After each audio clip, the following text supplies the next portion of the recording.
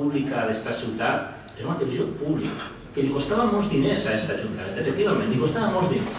Li costava, en l'any 2008, en els pressupostos, esta ciutat destinava 875.000 euros a Gandia Televisió. En els pressupostos.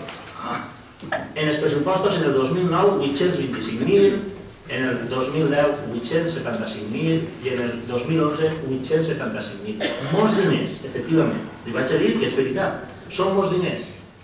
Però eren molts diners de ciutadans de Gandia que destinaven a una televisió pública. Eren molts diners de l'Ajuntament de Gandia que destinaven des d'un Consell d'Administració amb representants públics. Eren molts diners de l'Ajuntament de Gandia que gestionava una corporació de 25 o una majoria absoluta de 13. Ara estem parlant d'atorgar més diners a dues empreses privades. Obvia permanentment un detall, i és que això es fa després que vostè tanque la televisió pública. Tanque la televisió pública i, en principi, segons que va explicar vostè, la tanca per dos raons. Primera, pel seu cost econòmic i segon, per la seva il·legalitat. Perquè el senyor Orengo, amb aquests contractes, una vegada perdudes les eleccions amb una empresa de comunicació, un conveni també molt supòs per a la realització d'un programa només, doncs pot ser que no siga ètic. Però potser el que està fent vostè potser no és legal. Què li hauria semblat a vostè si el senyor Zapatero, per exemple, haguera eliminat Televisió Espanyola, haguera tirat al carrer, haguera despertat a tots els treballadors, a tots, sense pagar-los un duro, i després haguera agarrat aquests diners i els haguera donat a 4 i a la Sexta. Jo li dic que hauria sigut un escàndol sense precedents. La tele pública era cara i il·legal fins a la constitució del Consorci. I de manera molt coherent, després de pensar molt, suposa, vostè es gasta més diners que es costava la televisió pública i a més fa tot el possible per impedir o endarrerir la constitució d'aquest Consorci.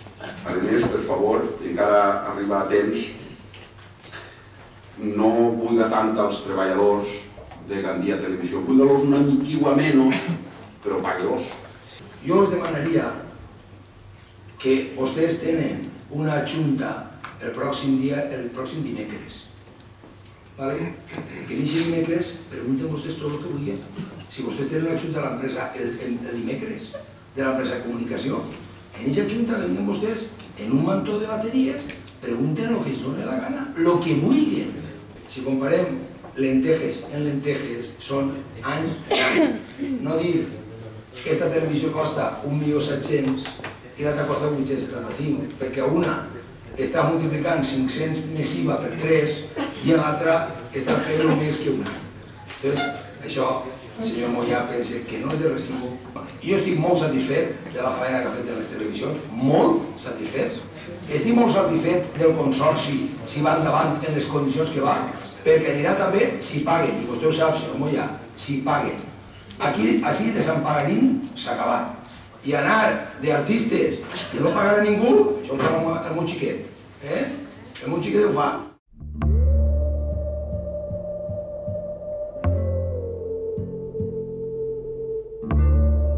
Si voleu que deixem per la comissió, passem a votació.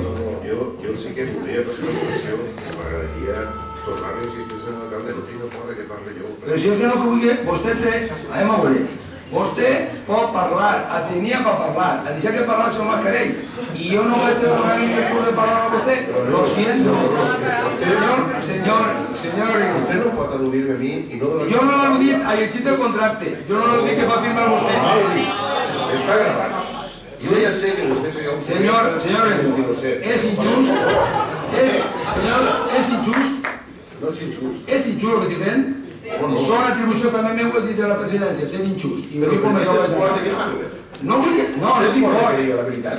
Però quina veritat? Home, la veritat que tot el món que està Perdone, que eixa té... Pareix mentira, sereix mentira, senyor Orengo, que vostè ha sigut alcalde i no sap que jo ahir a Catal vostè m'he callat des de primera. No li vaig a donar la paraula. I si vostè, com diu el senyor Moya, també pensa que jo estic fent alguna cosa il·legal, vaig a vostè directament al jutjat.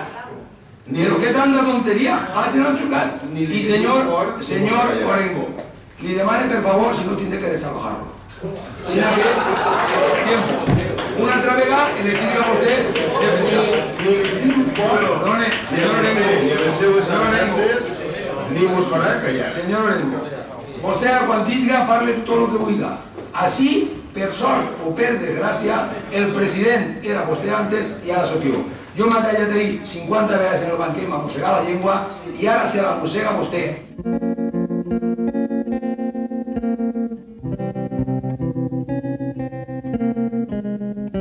Una de les empreses haurà de tindre unes instal·lacions en condicions en la ciutat. Haurà de tindre professionals que treballen i després ens adonem que hi ha una empresa que ni té seu social en Gandia ni té instal·lacions en Gandia. Vull dir que possiblement estiguem davant d'un frau de llei que implique la legalitat del procés. Vots a favor de la comissió? Vale. Vots en contra?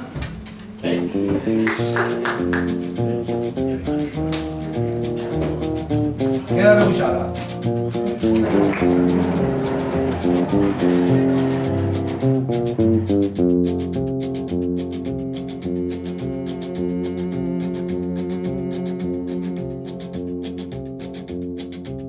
I keep a close watch on this heart of mine. I keep my eyes wide open all the time. I keep the